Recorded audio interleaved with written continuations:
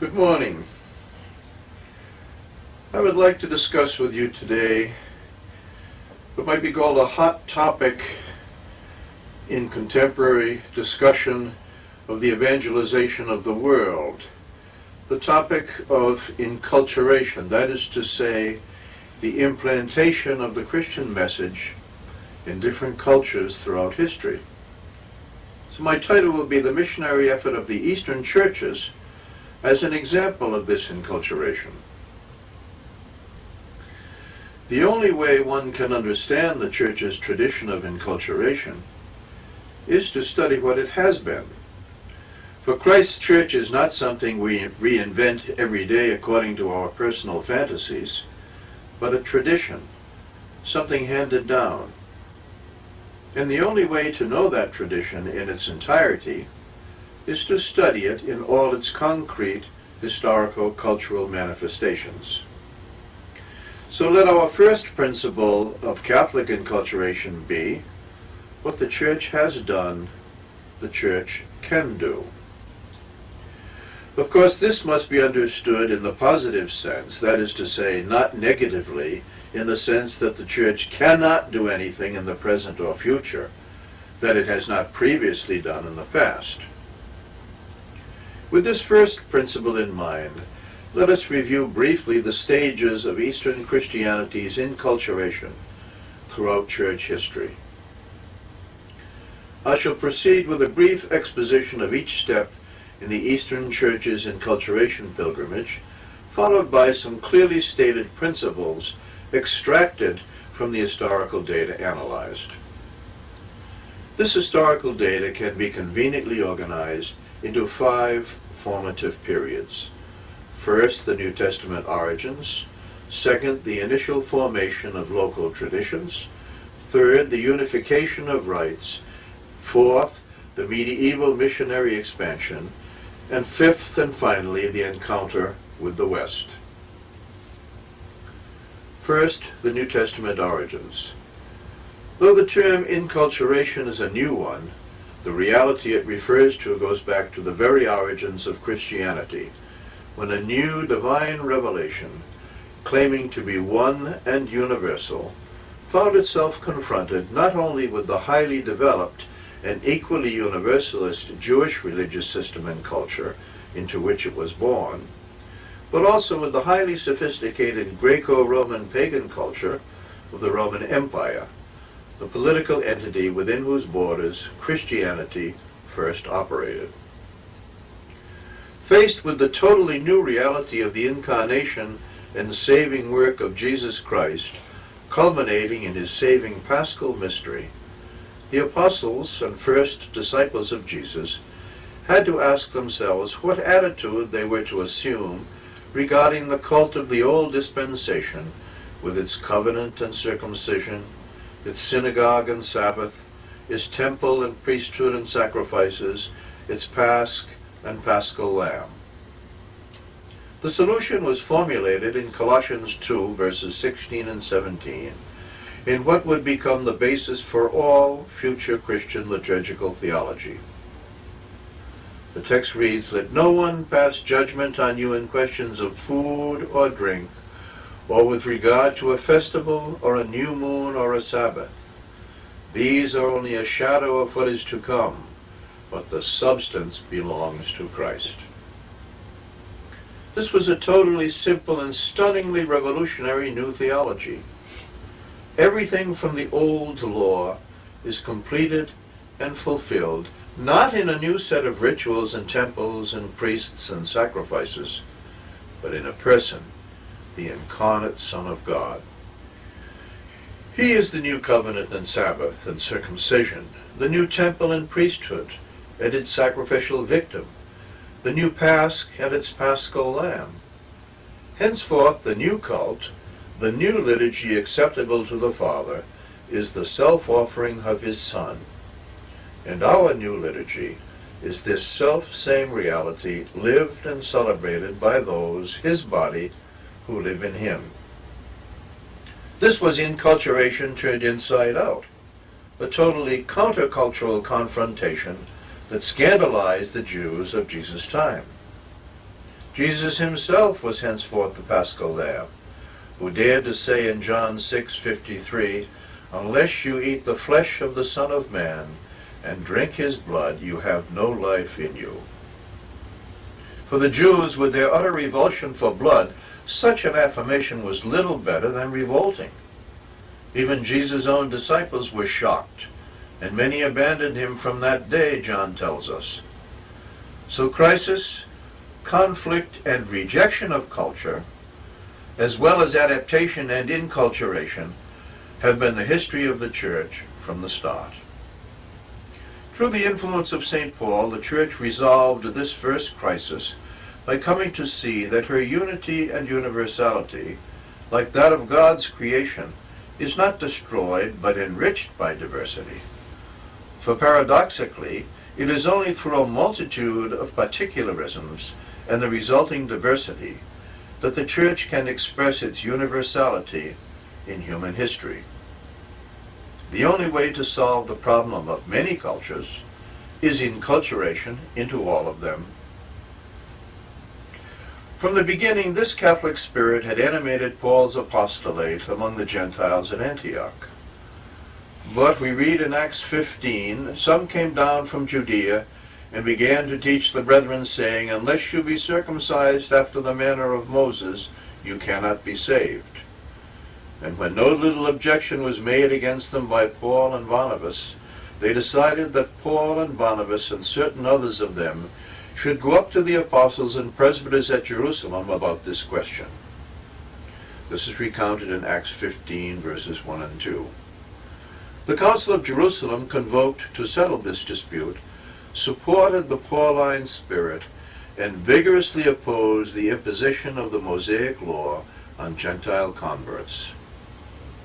This first definition of Christianity as a new and eternal covenant not bound to the religious and cultural limits of the old law enabled the early Church to adopt a policy of enculturation that would reflect an inner Catholicity in her external structure.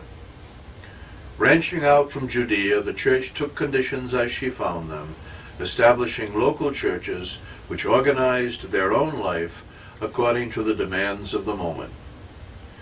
Through the centuries, this process of cultural adaptation resulted in many traditions, Western and Eastern, which are still part of our heritage today. But before turning to this next period, let us extract from this New Testament experience three further principles concerning enculturation. Enculturation has been a problem from the start, and each step of the way its solution has come only after a struggle. Secondly, in the process of enculturation, nothing is borrowed or integrated into the life of the Church without first being reinterpreted and transformed. Lastly, when the good news of Jesus Christ is confronted with diverse cultures, it is the culture, not the good news, that is transformed and changed. So let's pass now to our second historical phase, the initial formation of local traditions. The two periods of church history generally known as the early church and late antiquity, stretching from the New Testament until the 8th century, is not only a time of cultural creativity, but also of unification and ultimate synthesis, a synthesis that gives birth to the Christian traditions that have come down to us today in the various rites of East and West. In the first 4 centuries of this period, the gospel kerygma assumes its first concrete cultural lineaments as the early church gradually determines the relationship between the unshakable and unchangeable foundation of the gospel message, its Jewish religious heritage, and the Greco-Roman pagan culture of the empire. This involved a complex process of sorting out, adopting or rejecting, and synthesizing. Sometimes the process occurred naturally, without struggle or debate. This was especially true in neutral things like buildings and clothing, or what language and music to use.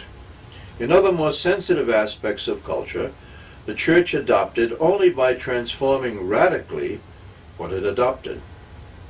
The incipient Christian theological and liturgical vocabulary and typology was borrowed largely from the Jewish heritage already enshrined in the Septuagint Old Testament in Greek. But at each step of the way, the words were given a radically new meaning. And some things were resolutely rejected in the Church's concern to distinguish itself from what it was leaving behind.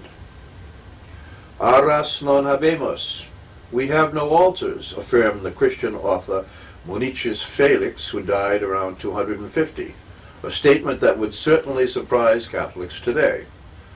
But pagans and Jews had bloody animal sacrifices, whereas the sacrifice of Christians was a logiki thesia, a spiritual sacrifice, a sacrifice of praise and thanks, whose altar and victim was the Lord himself. As the gospel kerygma spread throughout the ancient world of the Roman Empire and its border areas, like Armenia, Mesopotamia, Nubia, and Ethiopia, we observe a process in which Christ's message, initially enshrined and communicated in Koine Greek, the lingua franca of the Mediterranean basin since the time of Alexander the Great, rapidly extends to the linguistic areas of the hinterland beyond the Mediterranean littoral, and its literary monuments are translated, first the Bible, then the liturgy, to Syriac, Coptic, Armenian, Ge'ez, and so forth. This is of utmost importance. Language and culture are inextricably intertwined, so that there is not the slightest possibility of successful, effective, and permanent enculturation outside the language of the local culture. Note, however, that contrary to what one might be inclined to think, when early Christians translated their sacred texts into the local language, they did not automatically select the current religious vocabulary of the surrounding pagan religion. Greek, of course, was no problem, since the Septuagint Old Testament and the New Testament Greek had already provided a biblical language, a Christian biblical language and nomenclature, ready-made. But the same was not true of other languages. Modern studies by the Nijmegen School under the great Christian Latinist Christine Moorman have shown this in the case that has been best studied, Christian Latin. Like every language, especially before the spread of modern education and the communications explosion, the Latin of the time existed on several different levels. Ordinary spoken Latin, literary Latin somewhat removed from ordinary speech, and the liturgical language of pagan ritual prayer, an archaic and hieratic language that even the pagan priests who used it had difficulty understanding. In their translation and composition of liturgical Latin, the Roman Christians deliberately opted for the dignified simplicity of ordinary speech. Interestingly enough, when words they needed were lacking in Latin, they did not borrow them from pagan liturgical Latin. They either transliterated them from Christian Greek, or via Greek from the Hebrew, words like ecclesia, baptisma, Eucharistia, Evangelium, or they took words from ordinary speech and transformed them, giving a new and specific Christian meaning to words like confessio, absolutio, penitentia, confession, absolution, penitence. In short, what they did not do was choose the sacred language readily available to them in the liturgical Latin of Roman paganism. In this way, they were following the example of their Greek forebears, who took the same approach in the Septuagint Greek Old Testament and in the New Testament, opting for Greek secular terminology over against the readily available Greek sacral vocabulary current at those times. This aversion against adopting existing religious elements from the local culture is worth emphasizing. The reasons are obvious. The possibility of confusion was far greater, and it was precisely in the matter of religious belief and practice that early Christianity wanted to make it crystal clear that its message was neither Jewish nor pagan, but something totally, startlingly new. So in its adaptation to local cultural conditions, the churches rejected as well as adopted, something that is often forgotten in discussions of inculturation today. When popular Gnostic hymns became a threat to Christian doctrine in the 2nd and 3rd century East, all non-biblical chants were banned forthwith from the Church's liturgy, and psalmody was restricted to the psalms and canticles found in the Bible itself. And never once do we see a religious reading from non-biblical religious scriptures outside the Judeo-Christian tradition introduced into a Christian liturgical service. So it is historically wrong to overstress the spontaneity of early Christian liturgical inculturation, as did some Catholic reformers in the immediate post-Vatican II period of liturgical experimentation. More recent studies have considerably redressed the balance. In the very first period of formation, there was, of course, a certain period of creativity by the very nature of the situation. But it is a complete distortion of history to interpret this as meaning that individuals gave their creativity free play, making up prayers and rituals as they saw fit. On the contrary, from the New Testament on, discipline was the rule. The letters of St. Paul are full of admonitions concerning what one should or should not do in the liturgical assembly, or concerning feasts and fasts. And the earliest post-testamental literature from the end of the 1st century, such as the Didache or the first letter of Clement to the Corinthians around the year 96, show that from the beginning the Church had set ways and times of prayer and exercised clear and unambiguous control over what went on in its assemblies. In the light of this emphasis on order and discipline from the start, it is not surprising that even during this period of initial creativity, we find the Church already moving towards basic agreement in its practices. Daily prayer at set times emerges and will eventually develop into the Liturgy of the Hours. The Agape is separated from the Eucharist, and by the time of Justin Martyr's Apology I, around the year 150, we see the basic skeleton of the Eucharistic service just as it has come down to us to this day in all the rites of East and West. At the beginning of the 2nd century, one of the earliest controversies in Asian Christianity was about the differences among local churches concerning the date of Pasch, ultimately resolved under Pope Victor, Pope from 188 to 199, in favor of the uniform Easter Sunday tradition everyone still follows today. In sum, the early picture shows enormous local variety in cultural details, but within a clear framework of the common tradition and within clear lines of hierarchical control. Elements central to Eastern Christian liturgical services in almost every single tradition, Psalm 140 or 141 according to the Hebrew numbering, as the core of cathedral vespers, Psalms 148 to 150 in the Gloria in Excelsis at Matins, the three phases of the rites of Christian initiation celebrated as one, Sunday in the annual Pasch as the core of Christian festivity, all go back to the first 4 centuries of development. So in the process of inculturation, local Eastern Christian cultures were created not so much because Christianity adapted itself to the cultures, but because the implantation and acceptance of Christianity led to the creation of a new culture in which Christianity was the predominant factor. Armenian culture is Armenian Christianity, just as Syriac or Coptic Christianity is the culture of those Christian peoples. Before summing up this period, let us first lay to rest the common myth of Eastern conservatism. Eastern Christianity prides itself today on its conservatism in the preservation of ancient traditions, and rightly so. But what history actually shows for the period of late antiquity, before the Islamic conquest of the 7th century, is that every single innovation in Christian liturgical practice, except the December 25th date of Christmas, originated in the East before migrating westward. Eastern creativity was ultimately stifled by external forces, not by any inner traditionalism. So permit me to extract some further general principles from what we see in this second creative period. First, the enculturation process is dialectic. The culture into which the church is implanted is both formed by and formative of the tradition of the local churches. Second, cultural rejection as well as adaptation has always been integral to the process of enculturation.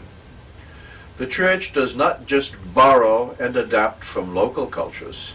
It also resolutely rejects aspects, even fundamental religious aspects, of those cultures. Third, language is crucial. Ultimately, and with few exceptions, enduring enculturation occurs only when the church adopts the language of the culture into which it is implanted. Fourth, in the formation of the Christian traditions, this process has from the start been kept under strict control by the legitimate authorities of the church. It is the church, not the individual, that decides what is acceptable and what is to be rejected.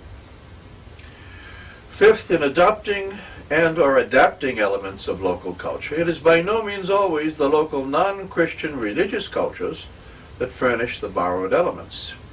On the contrary, it is often the religious elements of a culture that Christianity eschews. Sixth, unity of meaning, that is to say doctrine, of basic framework, and of foundational symbols is achieved very rapidly, providing a basic commonality across the traditions. Seventh, some things are changeable, others are not. Primary symbols, bread and wine for the Eucharist, water for baptism, oil for anointing, are unchangeable. Secondary symbols, crown and rings for marriage, burial practices, are not. Some things are neutral, others are not. Music or chant is neutral. The texts to be chanted are not. What language one uses is neutral. Its vocabulary and nomenclature, however, are not. Eighth, the myth of Eastern conservatism does not stand the test of history. Let's pass now to the question of the unification of rites, the period when the liturgical families that will emerge at the end of late antiquity were still in formation. In this period, one cannot yet speak of rites in our present sense of a coherent, unified corpus of usages followed by all churches within a single ecclesiastical conscription, like the Armenian Rite, the Byzantine Rite, the Assyro-Chaldean Rite. Before the end of late antiquity, this process of the unification of local liturgical usages into a single rite was still underway. There has been a basic misconception abroad for some time as to just how this development occurred. In this mistaken view, which I call the theory of the diversification of rites, there was supposedly a pristine apostolic liturgy that gradually evolved differences, ultimately evolving into distinct rites. But as modern studies have showed, after the initial development of a multitude of local liturgical usages in the first 3 to 4 centuries of Christianity, what we see from the Peace of Constantine around 312 until the end of the first millennium is not a greater diversification, but rather an ongoing process of unification within distinct zones of ecclesiastical influence as a result of the development of intermediate administrative church unities, eventually called patriarchates or Catholicosates, because they were united under the jurisdiction of a primate called a patriarch or a Catholicos. The history of this process is far too complex to detail here. What evolved from such a complex process of enculturation, in which layer after layer of influences was met and absorbed or rejected, was a distinct cultural style of Christianity in each distinct ecclesiastical area of cultural diffusion, a style we generally know today as a rite. A rite is simply Catholicism, or Christianity, if you will, as it has developed according to the culture and spirit of a particular people. The word rite, bearing as it does the connotation of ritual, is perhaps a poor choice to denote an extremely complex and rich reality.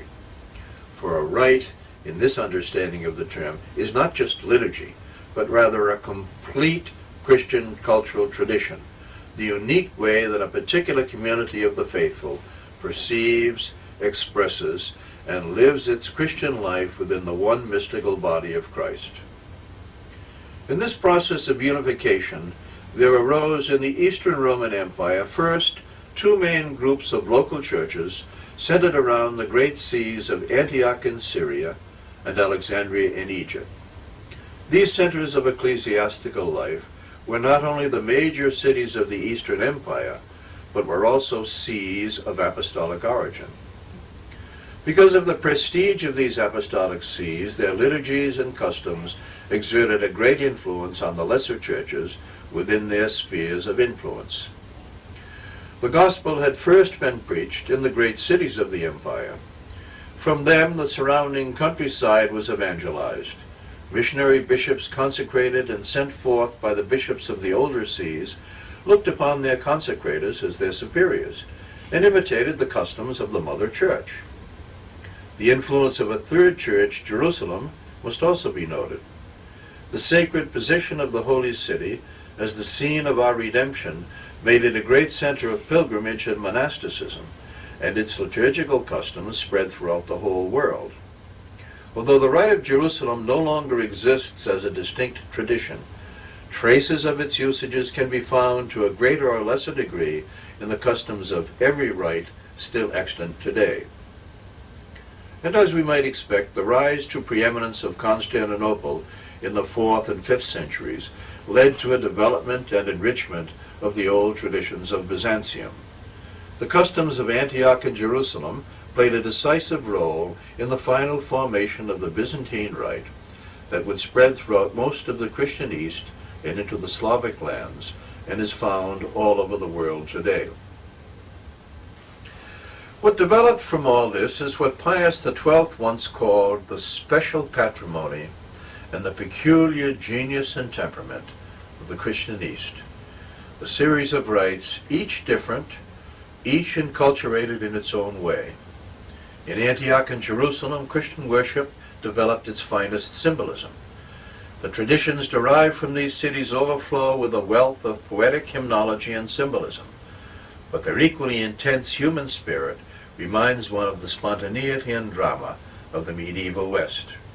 There is also a sense of mystery, a focus on the second coming, and the symbolism is directed at making this unutterable mystery felt. The East Syrian tradition, which took root in the cradles of Syriac Christianity, Edessa and later Nisibis, remains the most purely Semitic form of Christian worship still in use today. It evolved into its present form at an early date beyond the Roman world in small Christian communities where Jewish influence remained strong. Alexandria rivaled Antioch in its contribution to Christian life and thought, but its thinkers had a far greater intellectualist, spiritualizing bent. Origen, St. Athanasius, St. Cyril of the Alexandrian school are among the great luminaries of the early church, and in a very real sense one can say that Christian theology, exegesis, and mystagogy, that is to say liturgical theology, began with Origen. But we must look beyond the city to the desert for one of the Alexandrian tradition's greatest contributions to the Christian experience. With St. Paul of Thebes, St. Anthony, St. Pachomius, and their successors, the desert of Egypt became one huge monastery to which St. Pachomius gave the first monastic rule of life. If you want to see heaven on earth, wrote St. John Chrysostom, go into the desert of Egypt. The Coptic rite of Egypt still bears the stamp of this desert life.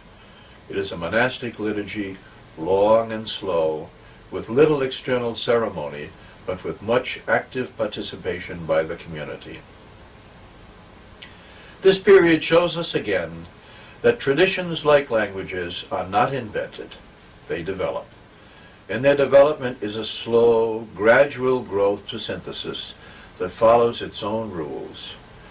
Individuals can meddle with the process, but whether their meddling will be accepted as a permanent part of the tradition is something that is beyond the control of individuals, or even sometimes of the Church. Secondly, despite the number and variety of rites, we perceive an astonishing commonality in this period. Discerning this unity amid variety assists in distinguishing the essential from the accidental in the process of inculturation. Let's pass now to the fourth historical period, the period of medieval missionary expansion. For this period, I select two prime examples, the Byzantine mission to the Eastern Slavs and the remarkable missionary expansion of the East Syrian Church of the East out from its base in Mesopotamia to the Malabar coast of India and across southern Asia as far as Mongolia and China.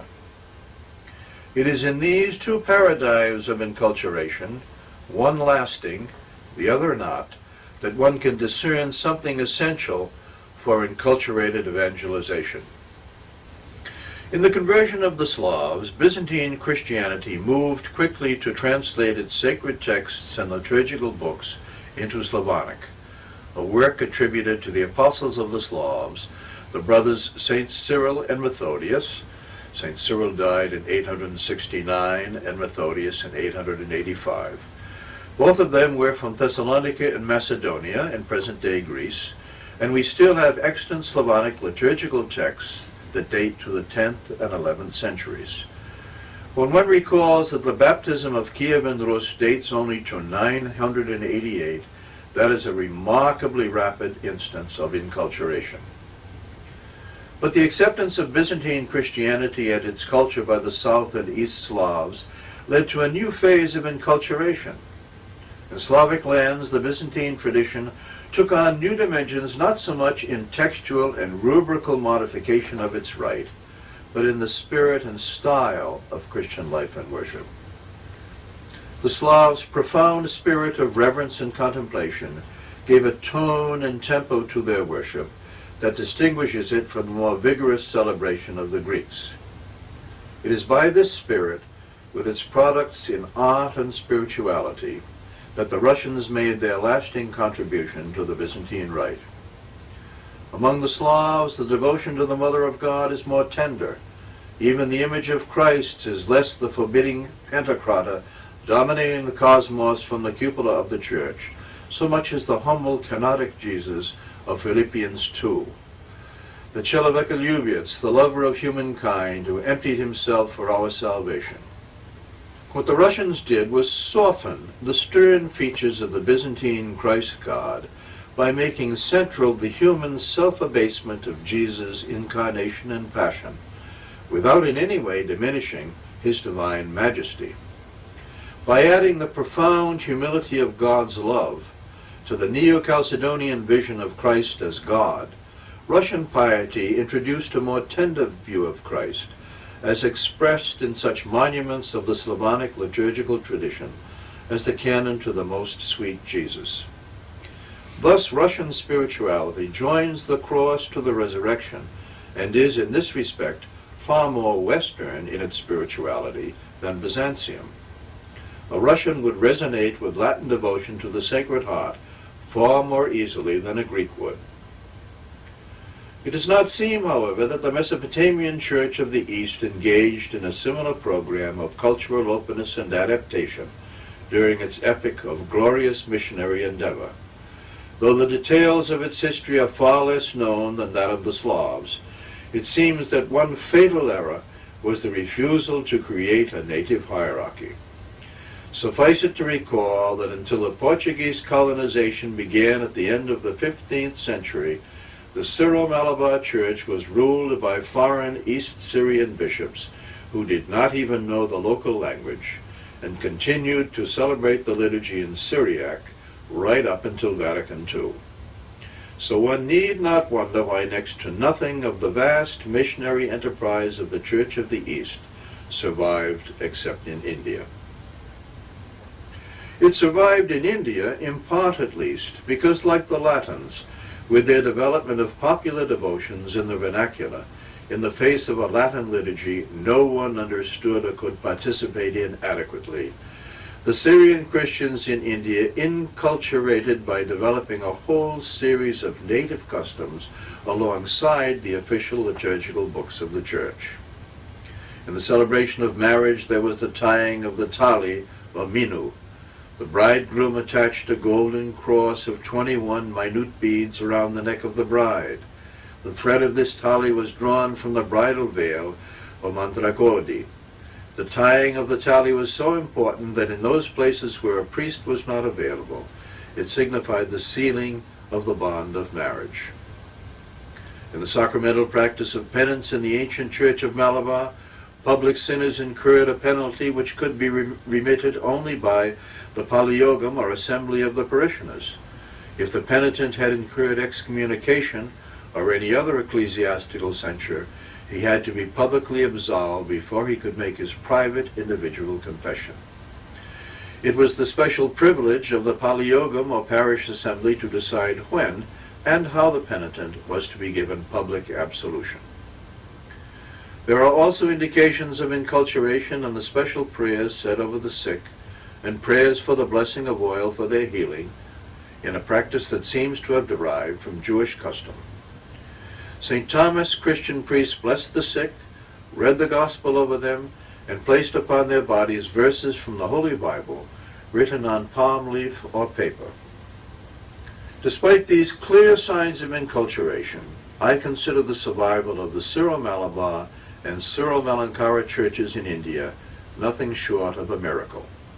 And I have little doubt that if the Syro-Malabar Church had not adopted the use of Malayalam in the liturgy when the Latins did in the aftermath of Vatican II, that would have been the death knell for the flourishing of their tradition in India. True, the missionary expansion of the Church of the East was ultimately wiped out by the Mongol invasions, but the Mongols also conquered Mesopotamia and Kiev and Rus, and Christianity was not wiped out in those areas. Why it was preserved in Malabar can doubtless be explained also by the enormous faith of the people, and by the fact that the archdeacons who administered the church with the lower clergy were natives. So from this medieval period of missionary expansion, we see that, first, inculturation is a never-ending process. As Baumstock said, it is of the very nature of liturgy to adapt itself to circumstances of time and place, and what is true of liturgy is true of the rest of Christian culture. To fail to inculturate, therefore, is to die. The final period that we pass to now is the encounter of Eastern Christianity with the West. This period of the encounter with the West began in the Western Middle Ages, when scholasticism had furnished the West with a vision that made its understanding of the East more and more difficult. It is enough to read the incomprehension with which Latins treated the Armenians of Cilicia during the Crusades. The Armenians, more open than the Byzantines after the Cunisese Council in Trullo in 692, were quite prepared to accept communion with the Latins, provided their integrity was not violated. Anyone who reads that history with openness and objectivity can only conclude that the difficulty of the Armenian Apostolic Church in maintaining communion with the Latins is easily understandable, since they felt that not only their integrity, but the very survival of their age-old tradition were threatened. So the period of encounter with the West, which led to the adoption of Latin influences, must be viewed not as an example of inculturation, but more one of cultural imperialism and aggression. Some good things were acquired in the process, but on the whole, Latin influence on Eastern Christianity has not been judged positively before the bar of history. From this we can formulate a final principle. Not everything a tradition encounters can be digested. Note well that this is even true of some perfectly legitimate elements of another Catholic tradition. The history of the Latinization of Eastern Catholic liturgies in the period after the 16th century is a case in point. That was not inculturation, but deculturation. To conclude, it should be clear from this brief survey that there is no basis for taking an excessively rosy view of inculturation in the Christian East as over against the West. Both East and West had glorious periods of openness and inculturation, and both had other periods that were far less than glorious. Present-day Catholicism has only just emerged from a period of Western hegemony that stretched from the Gregorian Reform to Vatican II. This period saw centuries of enormous growth and intellectual and cultural flowering and predominance, often mixed with what appeared as cultural arrogance.